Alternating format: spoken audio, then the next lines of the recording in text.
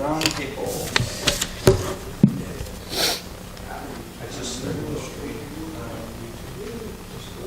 So what do we have from round table? Any questions? Innovation. That's it? Yeah. Okay. Are we ready? Wait, it doesn't say anything after this? I had a... Leading others in building supportive environments of inspiration. Where innovation. is the... Oh, you got the thing. Yeah, I got that. Here, you Okay. can control that. What is it? Why is it important?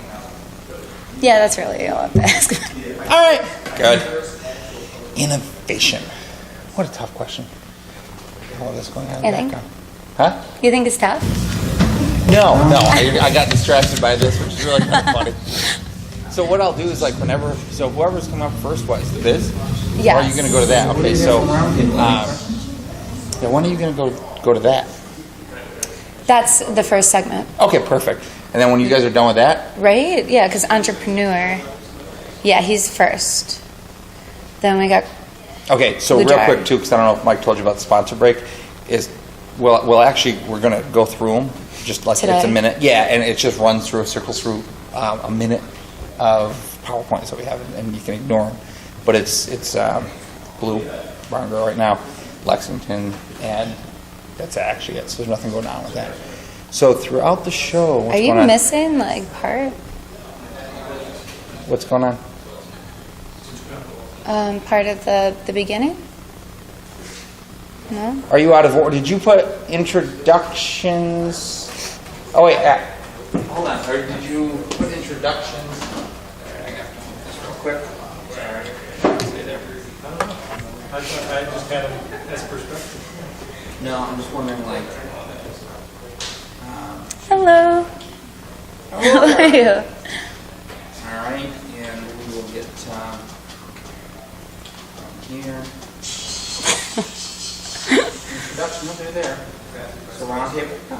Wait, let's Introduction, go. round Welcome table. to afternoon cocktail. That part.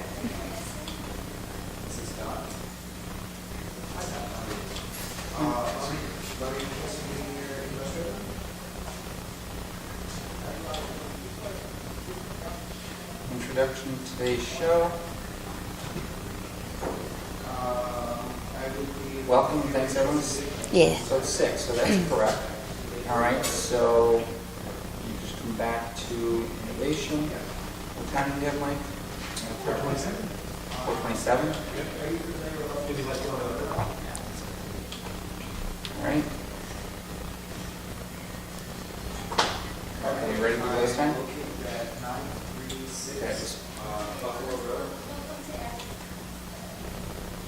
And production view. Afternoon cocktail. Production view. There we go. All right. And That was probably... okay. All right. Are we going? Are you ready to go? We're recording right now. All right. So go ahead and hit Control Q. And are you ready, lady? I'm ready. All righty. Ready? 5, 4, 3. Welcome, everybody, and thank you for tuning in to episode number 5 of Afternoon Cocktail. I can't believe we made it through 5 episodes and then even survived the first one.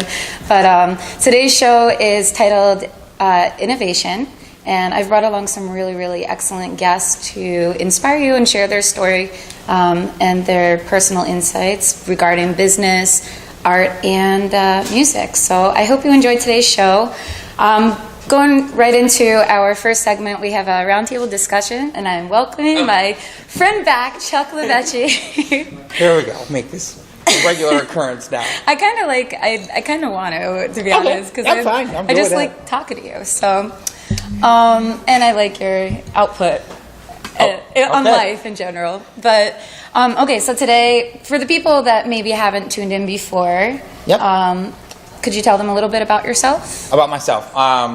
No. No? All right. Yeah, so I'm Chuck Lavecchi, which is really nothing too special at all. But I run this company with a couple good friends of mine called Udicci. It's our goal is to really make a difference in the world. Honestly, we have some pretty audacious goals on that side of things. Our goal is to actually help end child sexual slavery, and that's what all of this is in support of. Outside of that, there's really nothing too spectacular about me. I'm just kind of a normal Joe.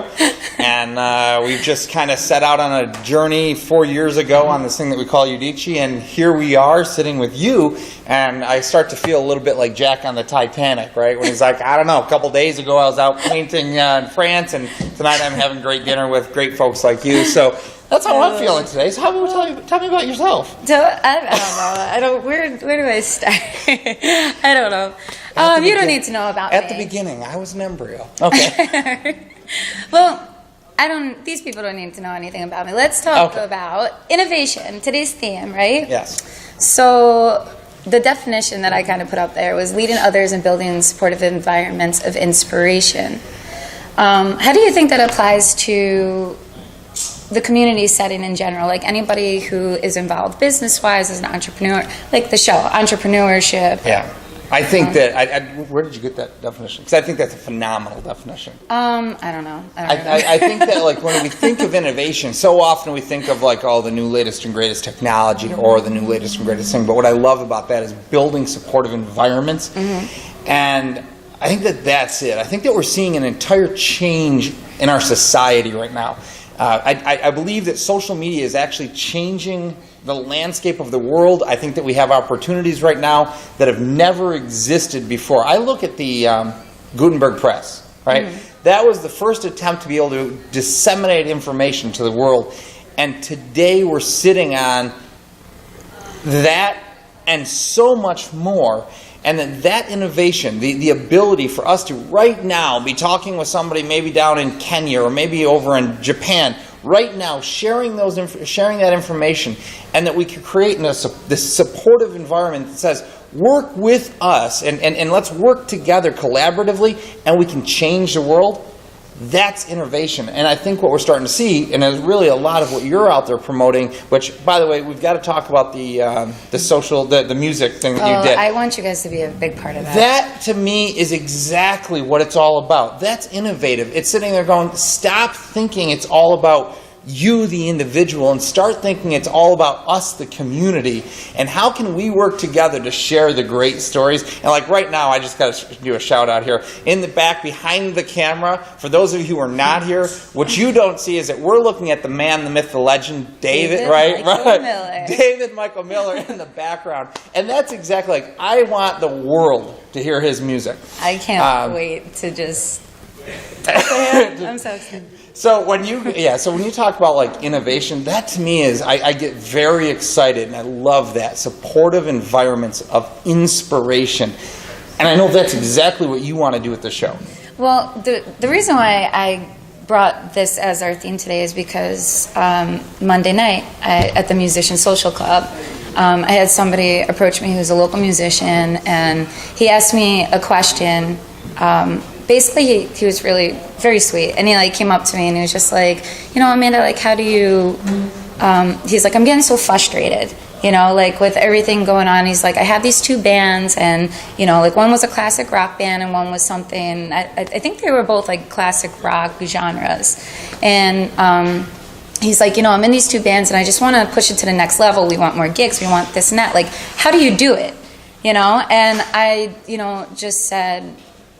I was like, it's a lot of work, but I said, I think the main thing is to really do something that's going to set yourself apart from the next classic rock band or the next blues band. Like there's a lot of these things going around locally, right? Yeah. But what about this band that's in this flyer, before me? What is unique about that that's going to hold my attention that, the classic rock band next door isn't? You just hit it earlier, our show earlier was on leadership, and one of the things was authenticity. Mm-hmm. And I think if I were to answer that question the same way you just did, today it's all about finding your uniqueness and displaying it to the world. And it's not about thinking that you've got to be like everybody else. And tonight, interestingly, we're going to be talking about conformity and how there's an advantage for us to working together, but we never need to conform to the norm. We actually need to come together under those things which we have in common to be able to express the individual aspects that would allow each of us to kind of shine. Yeah. And I just feel that Yeah, when people say, what do I do to make my classic rock band different? Like, just be yourself. Well, it made me think about, how you have to kind of be your own little innovator in a way. Yes. In order to get yourself to that point where you feel comfortable. I think a lot of the fact when you bring up normal and conformity, I think people are afraid to initially be themselves. Absolutely. So Absolutely. they want to conform to what they think is normal or what is around in their culture and around their community. So nobody not wants to be accepted. So to some degree. But we're all unique and everybody's special and everybody has that quality about them that maybe some of us are afraid to just project. Yes. You're spot on. You're absolutely right. And you're right when people I don't want to really just come out of my own shell because they're almost fear of being judged or the fear of being wrong or they're not, not accepted. Yet the greatest innovations of all time were that which was unique. Mm-hmm. That which really changed or sparked, and if we're talking music in general, you can always point to the leaders of a genre. Like, okay, so here we had Nirvana that started all of this. We had the King of Rock, and and you can point to the people who didn't follow the norm. They Right. followed their own path and opened up doors for people to follow. Yeah, and that's what makes them icons too, though, because all those people took the risk of stepping out of conformity and just said, the hell with it. I'm gonna be this person, and everybody loved them for it. Right? Absolutely, and there is absolutely no icon that is just like everybody else. Look at Lady Gaga; she's a freak. I love her. I think she's amazing. But that's her. But that's also what makes her Lady Gaga. And Absolutely. everybody knows that. Michael Jackson's another one. That guy's a little, weird to some extent, but he's a genius. But he's a genius, right? And Absolutely. you look past all these things. People. What makes us beautiful as humans is our uniqueness. Embrace the idiosyncrasies. Embrace it. Right? But that's exactly what we're saying. Is don't be afraid to express who you really are. Yeah. Be authentic, because what you may reveal could literally be the greatest innovation that changes one person's life. Mm-hmm. Like, you may have something within you that is so inspirational to one other person, and that one person could go on to change the world. Yep, totally. So, yeah. I think, innovation too, it's from a creative perspective. I think, just finding new ways, taking old ideas and putting maybe a new twist on something is, a better, maybe a more positive way to approach certain things, and that, I guess that was my advice to this guy in the end. I said, you got to just kind of find something that's going to make you a little bit different, a little bit unique. But in order to be a little bit different and unique, if it doesn't come naturally or whatever, if he doesn't think it's going to be accepted by rock star standards, maybe have a trademark or something, something that's going to make you stand out on stage.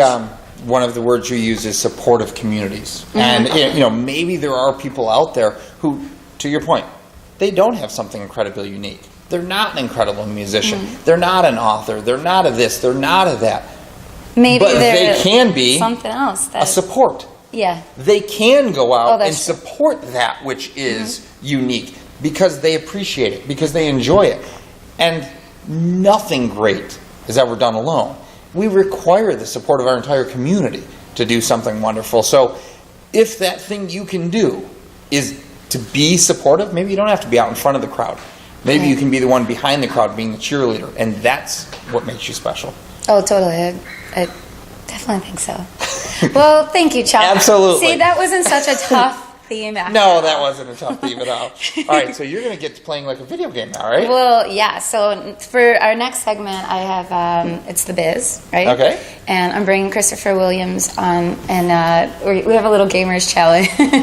I told him on the phone today, because I thought of this last minute as usual. I'm it'd be kind of cool after our whole gumball thing last time. Exactly. To do something that was interactive and fun. And I'm I love to play video games. I'm such a nerd. So He brought really fun games for us to play, and he's going to come talk about a gamer's nostalgia. So we'll go to a quick sponsor break so Yep. we can reset some cameras Sounds and great. whatnot. And I want to let you know that your gumball challenge really was an inspiration for us that night. We actually had on To buy more gumballs. Well, no. We actually had on a local MMA fighter who had recently won a title, and Tag, who is the one of the hosts at the 8 o'clock Real Talk 360. We drew straws, right? We were trying to do something fun like that. We drew straws to see who was willing to be put into a submission hold. Oh.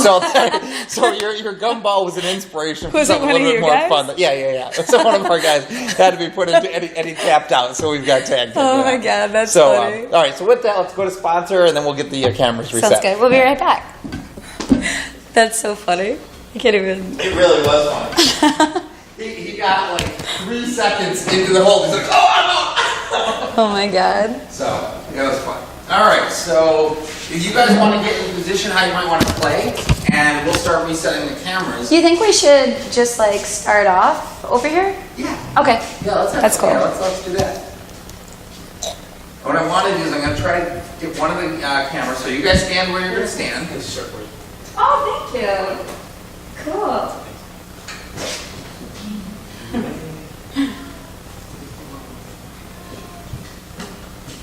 Try to move that around here. We'll get one of these to get ready on there. Mic needs Not a good idea. I want it to show. the mic needs to be on that table.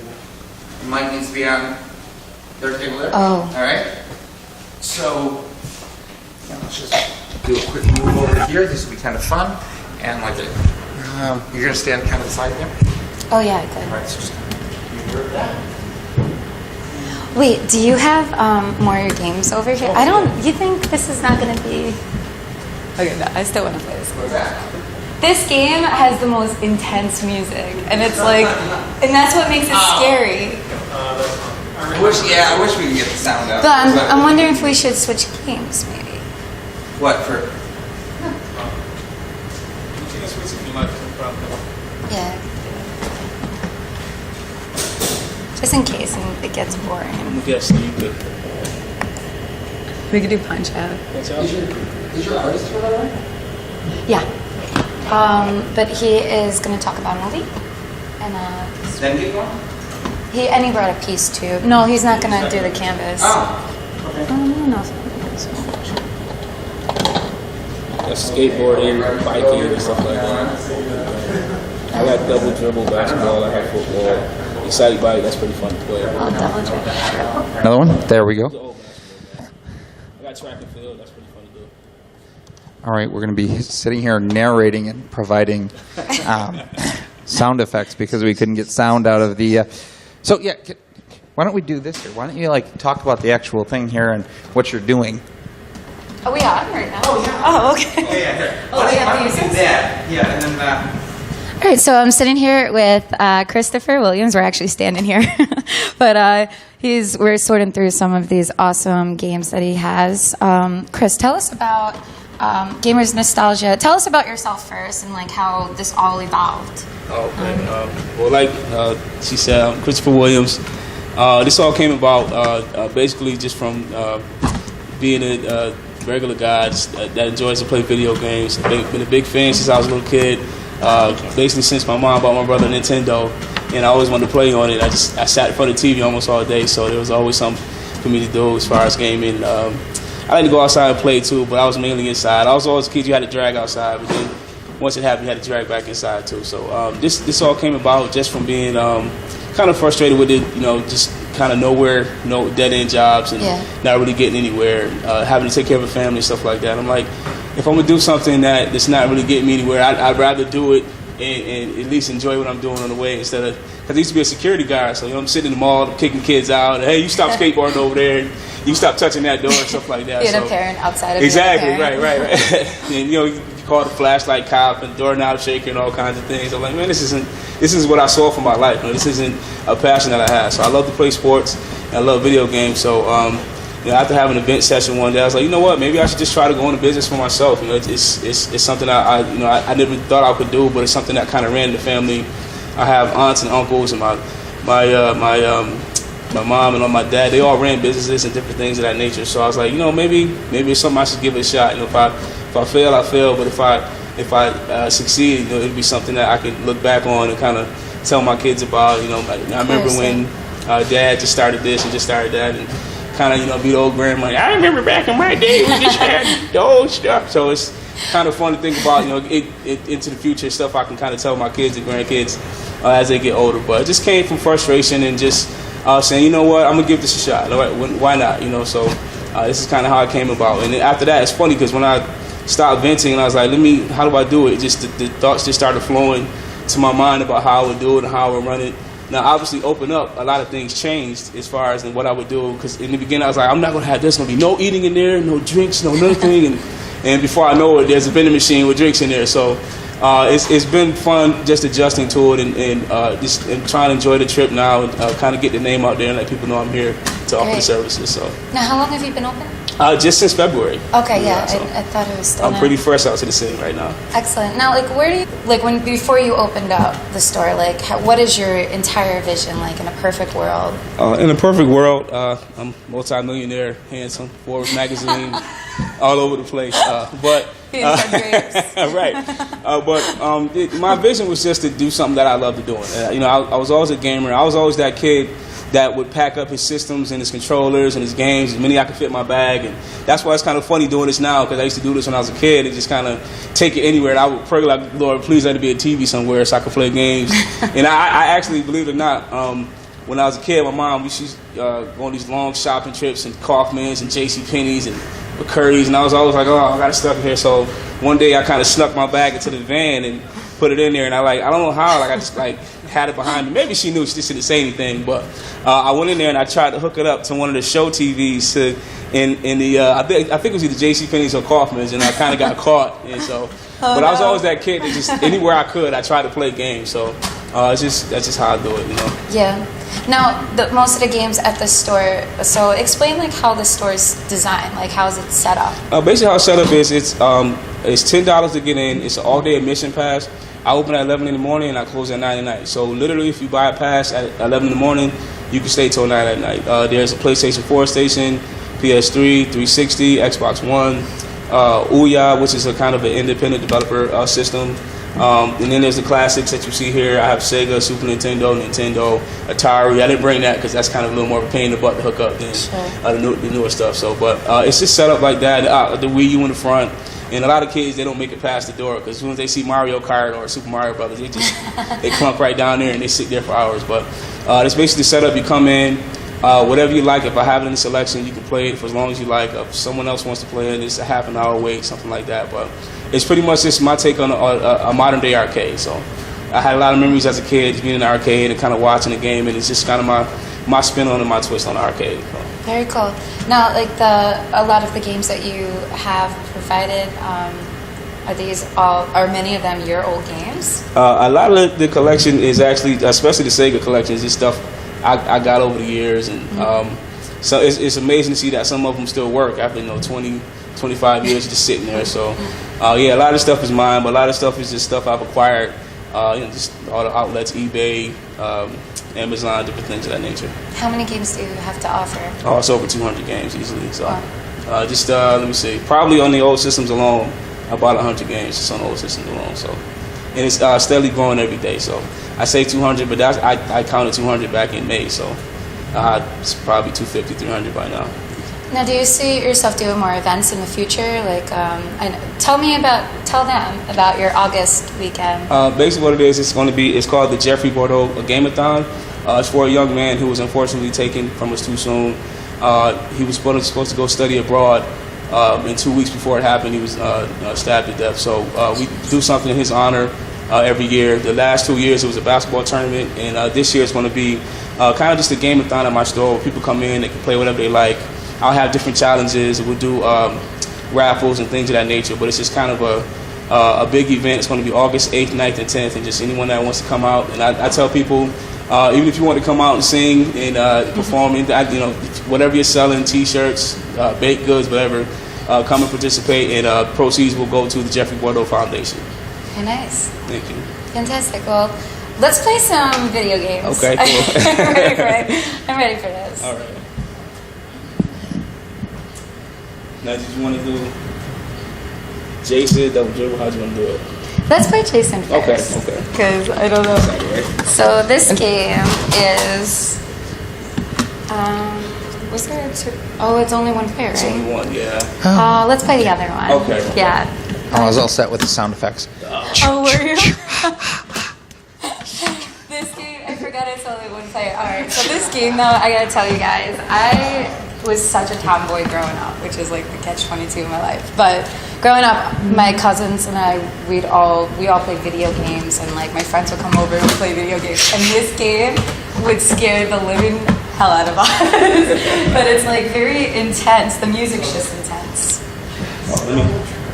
Sweet. Look at those graphics. Wait, is this one player too? And then my second favorite game is NBA Jams. NBA Jams, I will challenge anybody here. Wow.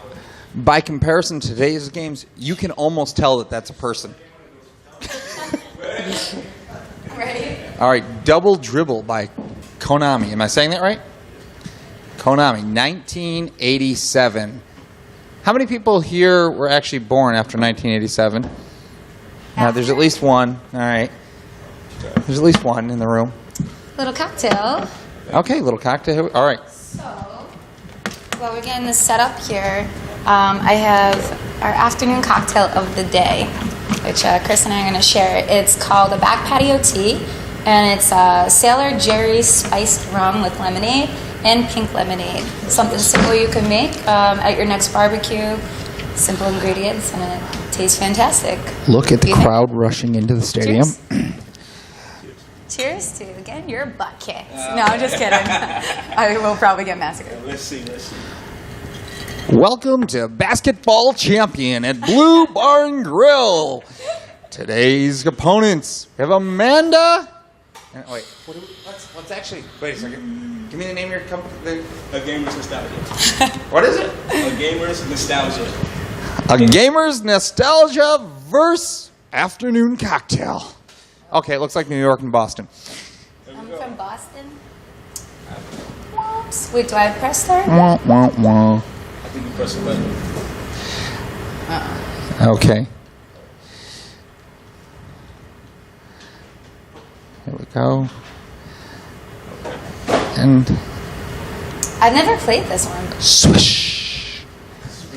Here's the tip. Wait, And it looks like the Wait, who's going? flashing things in white got the ball. You're the white And kid? it's a slam. Maybe it wasn't. The ball's bouncing. It's out of bounds, folks. How do you even do this? And it looks, here we go. Fast break down the court going for nothing. Nothing. Oh, it's a foul. It was a foul. Very clear. Go to the replay. No replay. And dribbling down again. Oh, there we go. Funny flashing thing over the. And it's in. And it is in for a point. Looks like Gamers Nostalgia takes the early lead. No, this is me, Chuck. No, you're number one. I'm green. What? Wait, how do Wait, I'm confused. You're green? Yeah, she's Yeah. green, I'm white. I don't want to go that far. Okay. So Green's passing the ball in. Your announcer has no clue what's going on, and it's a goal. It is a goal, which is, called a basket. All right, here we go. And it is a slam. Did you see that slam? That was Air Jordan. And that's probably about the right time for Jordan. right. It's probably about the time he was go, there. guys. Let's go. The guy in green looks to be like Larry Bird out there. Can't quite be sure. And we've got the inbounds coming. And there it is. It's a fast break. Look at those moves. Between the legs from downtown. And it's in. No! Okay. Ball in bounds. Yeah, it is. Great job. Run straight out of bounds, hand it over to the other team. With time running down, 2 minutes, 27 seconds. The game is so close. It's a nail biter. All right. It's a nail biter. Chuck, What? you're suspended from narrating. I don't want to play this anymore. Screw this game. Afternoon Cocktail gives up. This is my And it is look at this, from 3/4 court, and the ball falls to the ground and out of bounds again. No NBA jams. Something a little easier for you. Yeah, let's do something Let's else. try something a little Do easier. you have Pong? Home? I have it on the tower. but not- Let's play. You have Mario.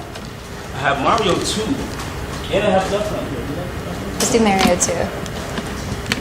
Well, Mario 2 is only one player though, right? Oh, yeah. Back in the Once. days. Thinking maybe you could pick up the game afterwards. One if you want. Yeah, you guys. We should probably go to our sponsor break.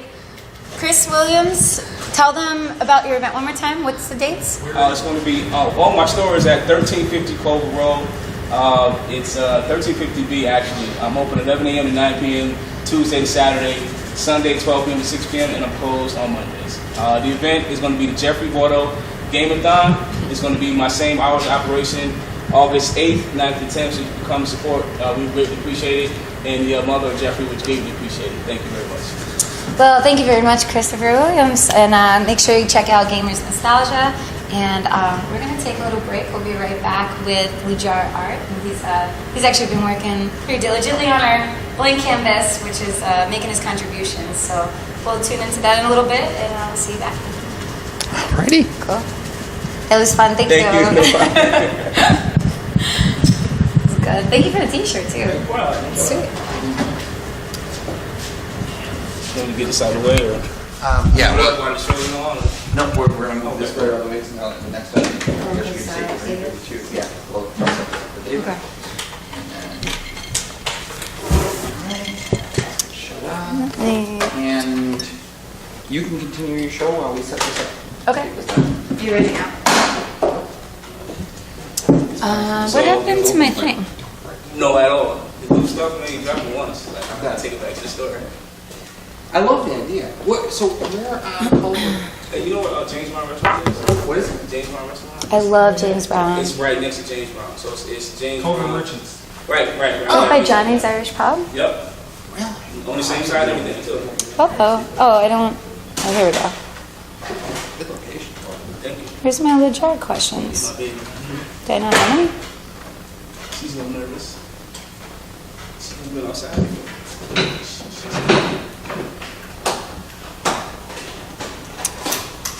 I think I'm missing questions, but I don't really need it. I'm missing some questions, but I don't really need it. Like, you guys Photoshop video kind of maybe slumber inside. There is post-production. All right, here it is.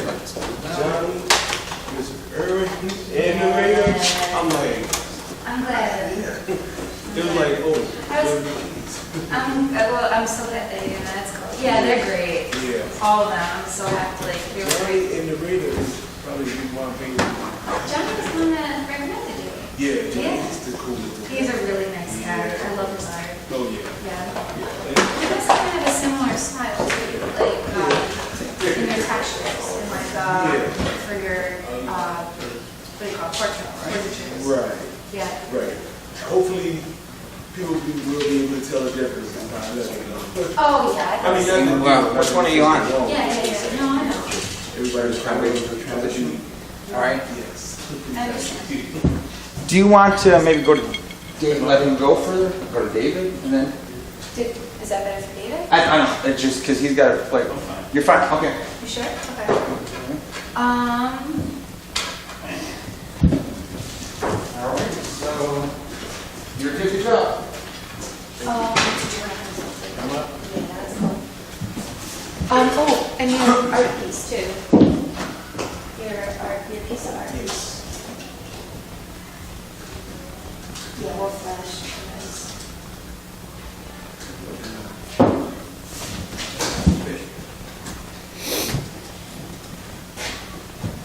Great. Oh, we can just hold it.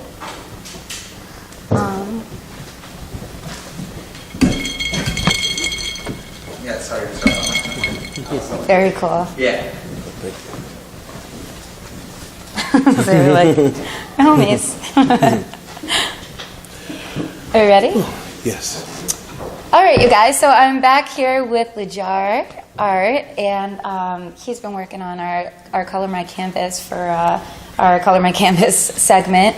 And he was just saying that he knows. I was actually introduced to his art by Johnny Lee Smith, who was our very first guest on episode 1. So tell them a little bit about your art and yourself. How'd you begin doing all this great work? For a long time, I've been doing like just pencil drawings, and so one night I'm hanging out with Johnny, and he's like, him and narrator Vasquez, they're like, why don't you pick up the brushes? Why don't you paint? And I'm like, I don't know, cool. I don't know how to paint. And then I want to hang out with you guys. That sounds like fun. He said something that just like made me stop and think. He says, "You don't know how to paint?" I'm like, "No." He's like, "How do you know if you never tried?" How long ago was this? This was last November. Really? Yes. So you never painted before that? No. Oh my goodness. And it's amazing. For my birthday, I got a pack of canvas, paint brushes, and a little cheap like arts and craft bottles of paint. And I've been painting ever since. So what were you doing before like you started, divulging yourself in art?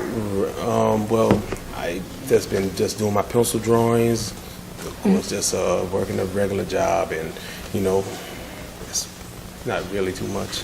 So now that you took that risk, and now you're creating beautiful pieces like this one, did that like spark something more for you creatively? Oh yes, I also more recently I put together a movie, and it'll be premiering at the Frederick Douglass Resource Center on the 13th. This coming Sunday at 4:00.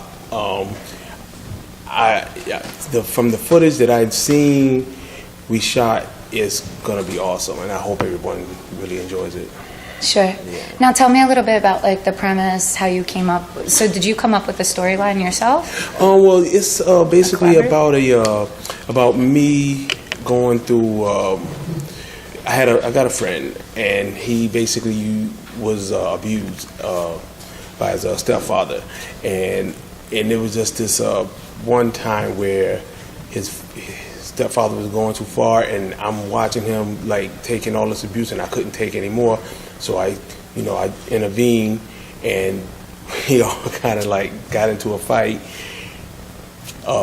My friend, he basically seen that it was okay to fight back.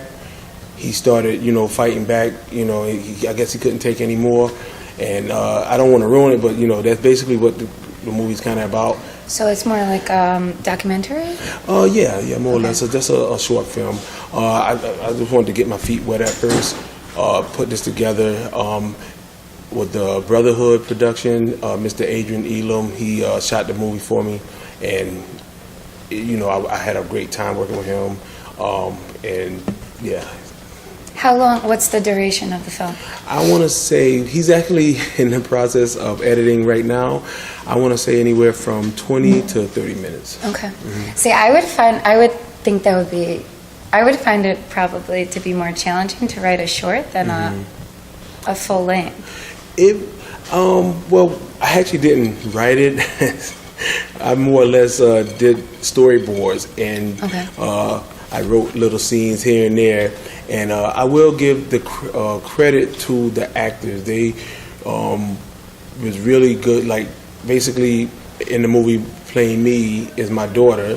A friend of mine, a coworker, his son plays my friend, and they got together now and they just took the storyboards I gave them and took off with them. And I mean, they improvised, and you really knew how to act those parts out. That's great. Yeah. Very cool. So that must have been a fun experience. Like, do you see yourself doing more of that in the future? I do. Hopefully I'm able to get funding for another movie. I'm thinking about doing a project now. In the future, hopefully Mr. Elam will want to work with me again, and we can put together a bigger, better project, yes. So is this something that you feel like, this has to be like a huge accomplishment for you? Yes. When I first had the idea, and I said I wanted to do a movie, and had a few people like, you can't do? How you gonna do a movie? And that basically made me want to do it even more. Like, you're not. I hate when someone says, "I'm not gonna be able to do anything." That basically gives me motivation to go out and do it, and look them in the face and say, "This is how you do it." Okay? I'm like, that's exactly how I feel about things. I said this in the past, it's like you got to strive to see what you can't do, as opposed to just being told you can't. Just trying everything, Right. and if you can't make it happen, it just doesn't happen. Exactly. It's the attitude to have, I think. Great. Now, are you working? Do you have any upcoming exhibits? I have a art show on the 13th, starting at 2:00 at the Frederick Douglass Resource Center. So your art's going to be displayed, and you're going to play the movie. Yes. Okay. I also have a ton of performers there. Great. A few venues and refreshments to serve. Who's performing? A couple of performances by Mike Fidela Trio. I love those guys. Yeah, those guys are so awesome. talented. Yeah. They come to my jam a lot on Oh, yeah. Thursdays, Yeah, but those tonight I'll guys probably see them. Cool. Yeah. Very nice. Well, I hope you have a spectacular event. Now, I know, so tell me just a little bit about what you decided to put on our canvas. I decided to put my trumpet guy on there. Basically, I just want to do maybe like a little silhouette of my trumpet player wearing the baseball cap. When I seen the canvas and I seen the other great art on there, I said, at first I didn't want to do it, but I was like, wait a minute, I see a few familiar names, and I'm like, I think I might be interested in putting some work on there. Yeah, in the end, we've mentioned this in the past. Once our campus is colored and filled up, we're planning on donating it as a community piece to somewhere. So either a school, a library. We're actually going to turn to our viewers to choose like a good cause. Awesome. Or maybe we'll leave it up to the artists, Yeah. But something to give back, and it's great to say that we had all these great artists here. So it's a nice way of kind of documenting our history as Afternoon Cocktail. Well, give them your website. I don't know their website. But no, I can be found on Facebook though. Lou Jar Art. You can look me up on Facebook and request me to be friend, and I will be putting more art up there. Fantastic. All right. Well, best of luck to you, and thank you for sharing your story and your art with us. Thank you. All right. We'll be right back, you guys. That's perfect timing. Wow. I meant to turn that. perfect timing. Oh my God. See, that wasn't so bad. No, that wasn't as bad as I thought it was. You did great. Oh, thank you. Now, when will this be airing? Do you know? We'll have it up by tonight. Oh, wow. Well, it's actually live now. No, don't say that. Oh, yeah. Oh, yeah, it's actually live. You can actually go on YouTube and Google it. And Yeah. watch it go down. Pretty much after the show, And you can watch it it's again, right? immediate. What happens as soon as we close it out, YouTube processes it for about 5 minutes and it's live. But it's live and then it just reposts. Well, I'm glad you didn't tell me that, like, before I started. What? Actually, I want to learn more about your movie that you're putting out. We'll have to kind of catch up on that afterwards. So when does it come out? It's coming out, it'll be premiered at Frederick Douglass on the 13th at 4 o'clock. So is David's gonna play a song first, right? Well, is that what you want to do? Yeah. Why don't we have Okay. him play a song first and then we interview in between? Okay. And then have him end Yeah, up. man. That works. What do you get? Just David back on. All right. We'll talk. All right. Are you okay? Wait, you're gonna actually talk? Well, you can be that. You feel nervous? Your mustache is I can tell. It's a little crooked.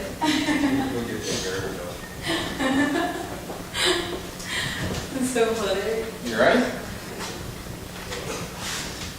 All right.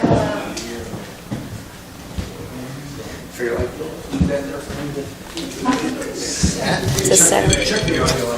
What's that? On this? Yeah. Test 1 2. Test 1 2. Test test. Well, alrighty, sir. So nice to meet you. Thank you for doing that. Do you need something to stand in? Yeah, just a little something to throw around. Because How every once in a while I need help. stand there? You want to just slide that over? The table?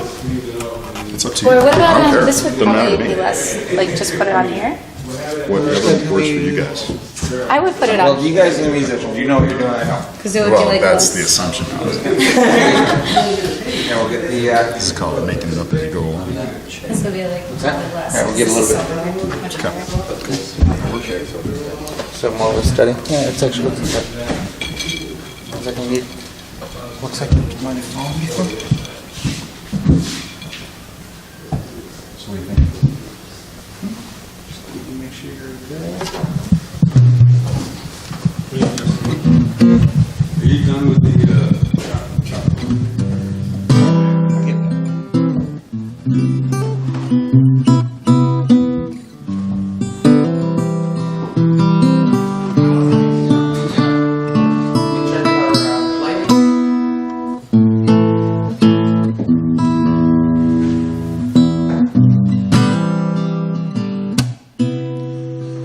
It's too hard to breathe these days. Ain't just the ghost of winter's chill, no, no. Is that right? February memories still in air.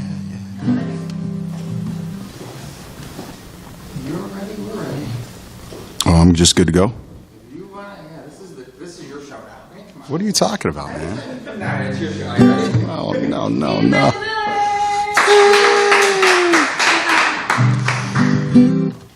Yeah, the man, the myth, the legend. I was saying there's a lot of myth. There's a lot of myth. This is a tune that's off of the new album we released right at the beginning of May. Album called Poison Sip. This is a tune called Carolina Bound. And this is for Chuck, because he asked for it. Thank you.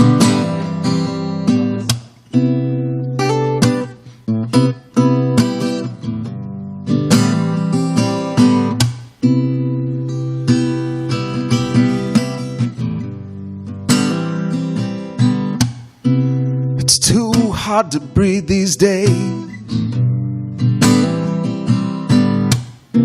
It ain't just the ghost of winter's chill, no. February memories still in there. My indiscretions on display. And everywhere you look they fit, till we're blind and trembling. One thing we can do is take us south by Lane and give our eyes something new. Hearts to rest from the pain, and let the wheels go round. We're Carolina bound.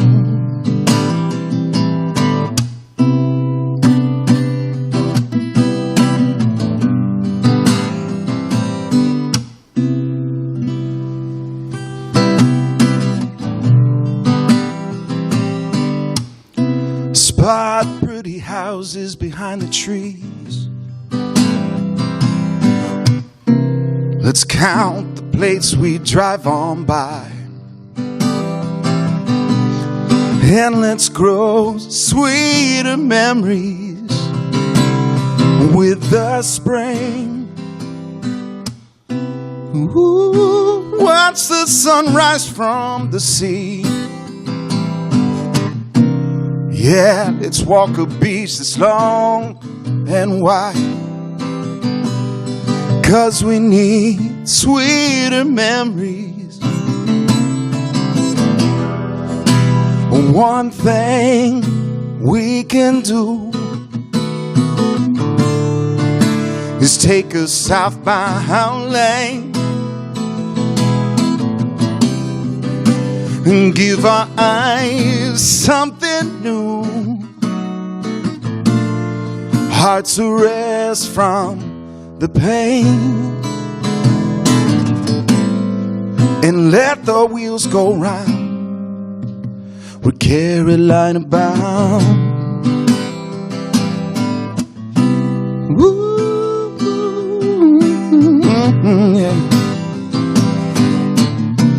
Yeah, yeah, yeah, yeah, yeah.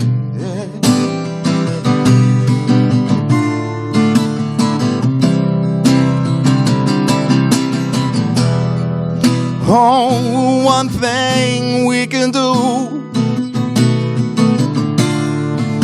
is take a southbound lane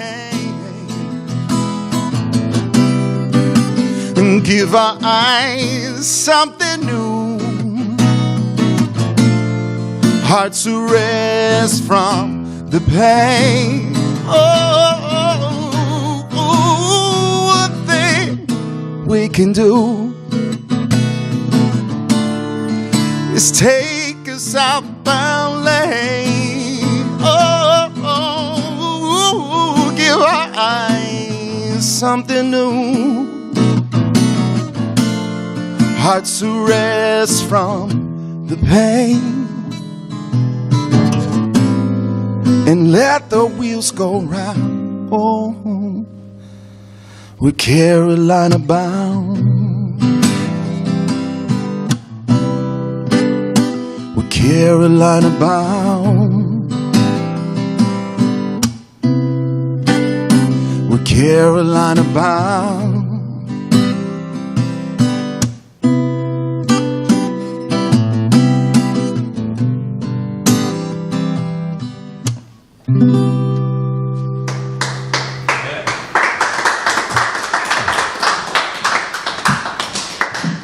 David Michael Miller, it's such a pleasure to meet you. Wow, pleasure to meet you too. Seriously, I mean, I've been listening. These guys actually introduced me very much to your music, and It's their fault. Yes, it is all their fault. I'm so grateful for it being that way. But so now you're promoting a solo album, right? Yeah, yeah. Is that one of the songs on there? That is one of the songs on there. I actually play in a band in Buffalo as well called Dive House Union. Okay. And then we're kind of a six-piece jam band, kind of play around.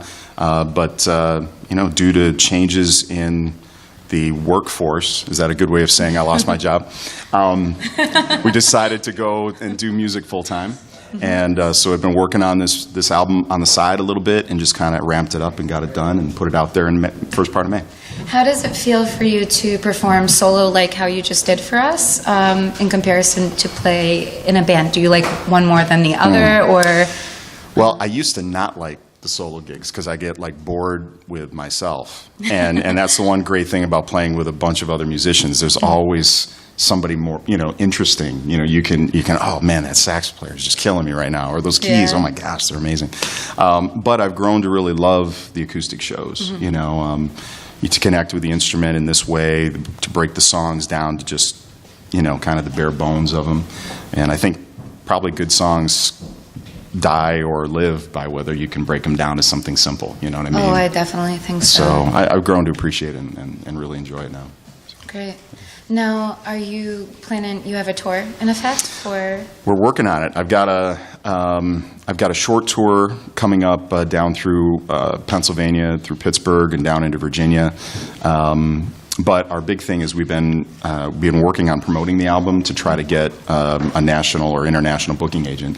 We actually have one that wants to take the project on, and another one that's interested that we're waiting to hear back from. So we're going to have probably within the next 2 to 4 weeks, we'll have a solid booking agent working for us, and then the tours will be officially planned by pros versus me. Now, for the theme, is there a theme for your album? Well, the name of the album is called Poison Sipped, Okay. and it comes from a lyric in the last song on the album, and it's just, I think it talks it speaks to me at least, about kind of, the ways of thinking about certain things, yourself and life, how you look at yourself, how you view the world. And sometimes we take those little lies in over time, and it's like sipping poison, and it just kind of breaks you down, And so for me, there's a lot more behind the story to it, but in a sense, that's kind of, it's a song. I think it's an album about redemption, ultimately. Yeah. So kind of getting stopping the sipping of the poison kind of a thing. Do you feel like all of that has evolved for you over time, like creatively, like everything you just said, like regarding life and changes, and do you feel music? I mean, I'm sure musically you've evolved quite a bit. As the more you play, I feel like it's inevitable. Absolutely, 100% right. So I know, like, do you feel like this album is going in a very different direction as from your past material? Probably not for the last 10 years. I mean, some of these songs are 10 years old, 12 years old even. It actually started as a songwriter album. Some stuff that just didn't fit in with what I was doing with the band or any other project that I was working on. So it's stuff that's been with me for a while. I think the meaning of it has evolved. Yeah. And the way I play it and approach it evolved for this album. But yeah, I definitely agree with you. I mean, the more you play, the more you listen to other musicians, or go back into the root stuff, which was for me. I mean, the more I go back, the more stuff I bring to the front. Totally. I think so. I think everything just impacts you. Yeah. Everything that impacts you as a human being, on top of being a creative individual and putting yourself out there as much as you do, it just naturally you'll evolve. Yeah, and it works out. Yeah, it's very cool. I look forward to hearing it. So tell me a little bit, the material that you play with the Campbell Brothers. Yeah. Do you intertwine any of the material that you have on your solo album? Oh yeah, absolutely. Okay. Well, they're actually the ones that came in and helped me record this album. Okay. So some of the album evolved because of what they brought to the table. What they brought to the table in the recording process, and we found out we just hit it off, and so we're planning on, there's three of the members of the band, Derek Campbell, who plays lap steel, Carlton Campbell, who plays drums, and Derek Bennett. And they're like the core of the band that we're taking on the road, and obviously we have to work around their schedule. But I've also got some other great players, Jay Moynihan, who played with Buddy Guy for 4 years, Barry Arbguest, who's in my Dive House Union band, both incredible saxophone players. You put them together and it's off the hook. Jesse Miller, who co-produced the album with me, he comes from some incredible gospel roots and R&B and neo-soul, and he's on keys. And then two singers from out here who are amazing. Serena Young, who just made it, she is in, there's a BET program called Sunday Best. Okay. And out of 10,000 people, she made it into the top 20 or something ridiculous. Wow. And she, it's cool. When she sings, I just want to play guitar. It's like, you just take the rest of the night. I'll just sit back. She's amazing. And Jasmine Neely, who's from Rochester as well. They're both absolutely incredible gospel singers, and they back it up. And so it's just a ridiculous band. Now, do you have a strong gospel upbringing? Yeah, that's really where that's my roots, is in the church. I grew up in the church. I mean, we're kind of, we don't necessarily attend a church anymore, but gospel music, being around gospel music, church folks singing, that's what I grew up with. Mm-hmm. So I find that kind of is that bluesy gospel music is at the root of a lot of what I write. Have you been to Memphis? Yeah, I have, twice. Boy, what a segue! This I feel a segue coming on. Woo! Got the vapors. Yeah, Memphis. The first time I went to Memphis was with my band Dive House Union. We competed in the International Blues Challenge, and we won locally in Western New York and went down and represented. And that trip was outstanding. It was incredible for me. I mean, going through Stax. I mean, the roots of soul with staple singers and Albert King and, just all the Otis Redding, just all the incredible music that came out of Stax. Standing in Sun Studio where Johnny Cash and Elvis recorded. It's an amazing place. Mind-blowing. Did you go to the Gibson factory too? We didn't on the first trip, but then we went back this last year. My son and I went down and we competed in the duo competition, and we popped our heads in there for a little bit. But yeah, it's I'm a guitar nut. This is actually made by Gibson at Kalamazoo. Yeah? Kalamazoos were like Gibson's cheapy line, man. They were made in the same factory in That's cool. 1938, man. Wow.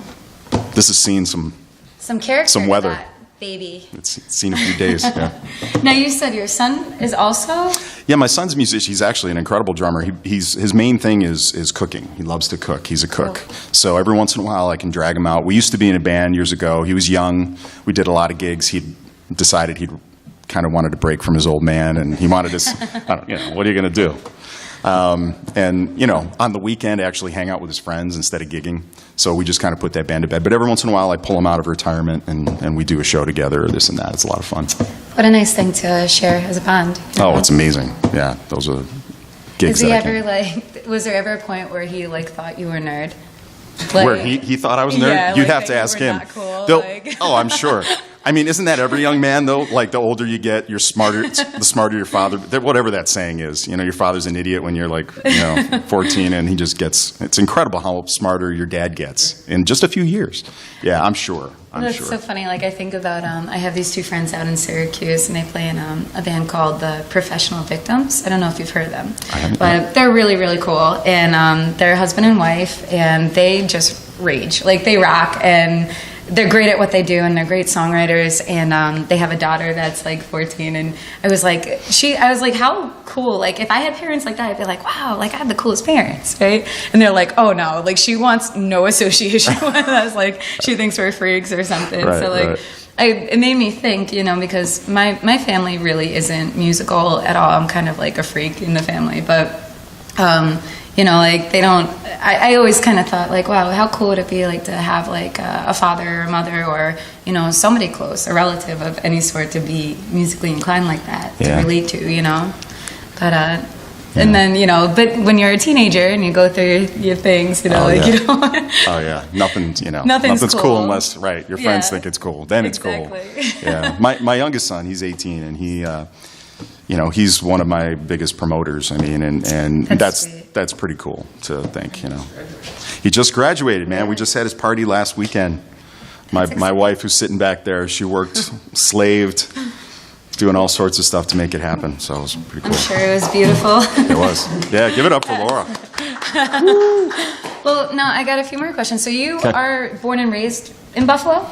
In Western New York. I mean, I pretty much, I was born in Plattsburgh, actually, but I've lived in the southern tier, Fillmore, New York, which is kind of near Letchworth State Park. I kind of grew up a big time down there. I lived in Syracuse for a few years, but mostly around Western New York, and then we moved up to Buffalo, I don't know, 15 years ago, more than that, give or take, something like that. So we've been pretty close to Buffalo for the last 15, 16 years. Now, what's one of your favorite places that you've ever toured to?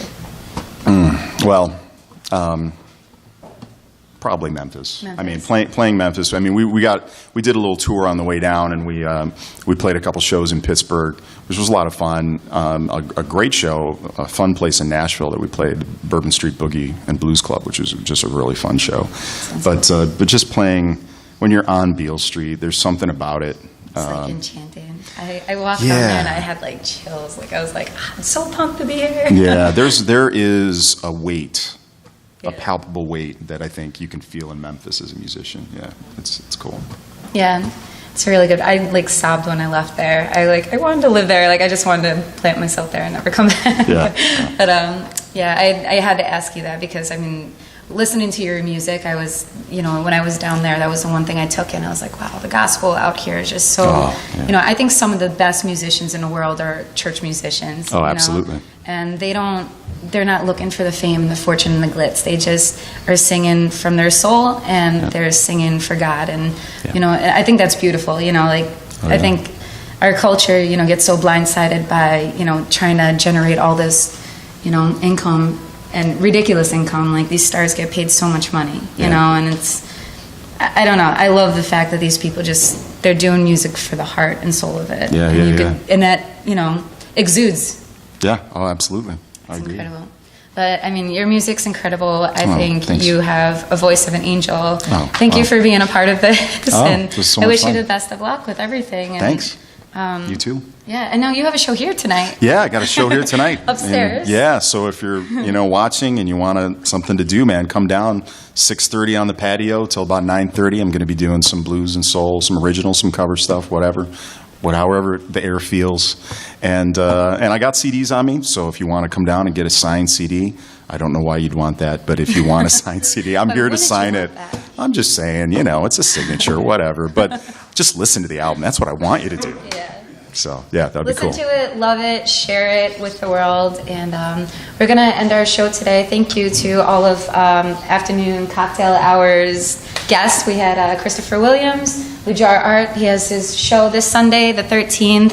I got to do a little shameless self-promotion, too. If you are anywhere in the States, tomorrow I have a show in Caledonia at Daffy's, and then on Saturday in Hudson, New York at American Glory. So if you're in any of those places listening, I will see you there, hopefully. And David Michael Miller is going to end with another original? Sure, well. Straight off the album? Yeah, I mean, since we were talking about Memphis, right? Yeah, please do. It might be cool to do a little Memphis Belle. Thank you so much, you guys.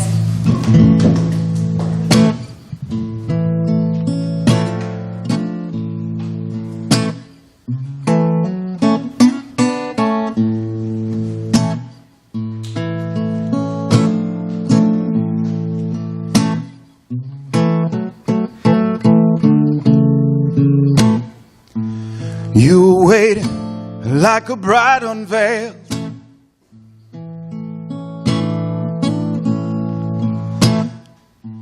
dressed in a color deep off-white. Your beauty chilled my skin when I drove that trailer into town.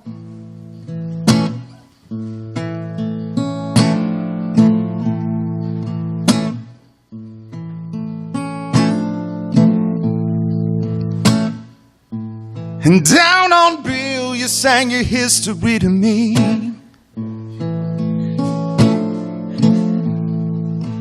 Took my breath like a southern winter storm. I knew you had a past, and its story cast a shadow on your gown.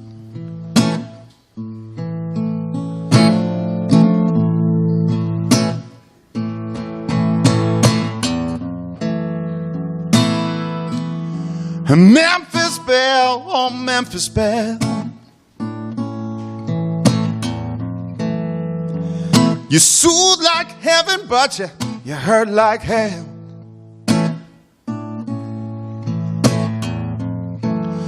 Show me your soul, save mine as well. Oh, my long, long lost Memphis Belle.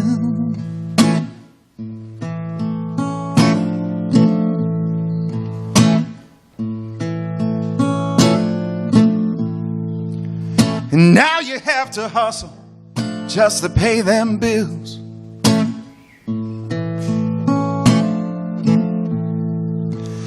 And play a game by the neon lights. But at the four-way meal, ooh, the patrons seem to feel your hearts still so good.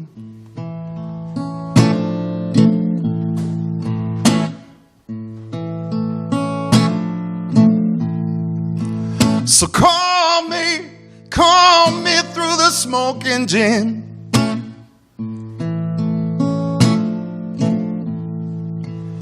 And let me stand where all your lovers share the mic. Like a siren, draw me in. And let your blues begin to move me like it should.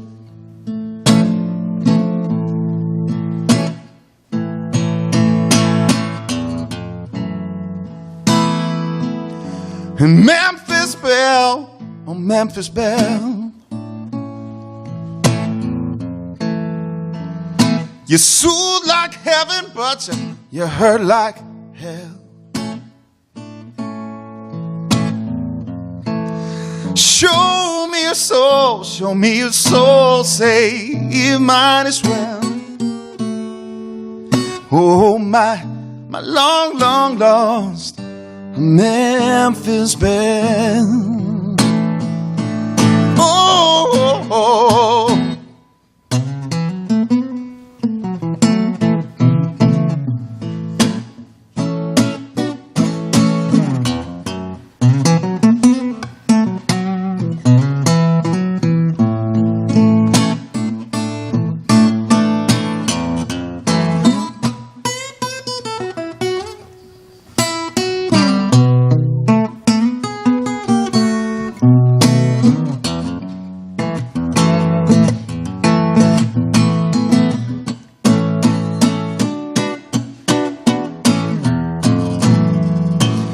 Oh, Memphis Belle, oh, Memphis Belle, oh, you're so like heaven, child, oh, but you hurt like hell.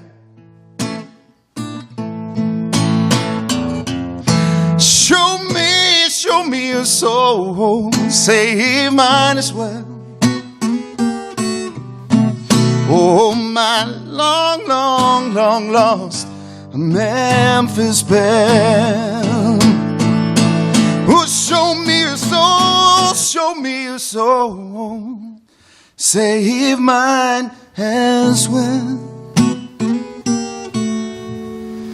Oh, my long, long lost Memphis Belle.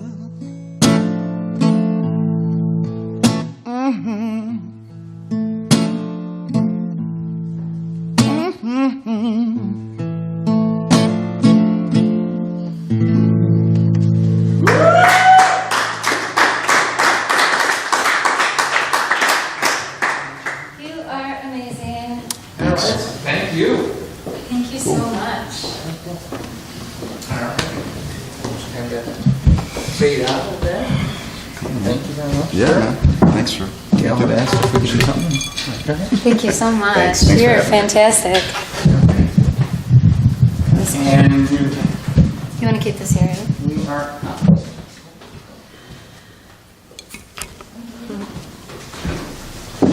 So you enjoying the ride? You enjoying the ride? Response? I mean, that's different.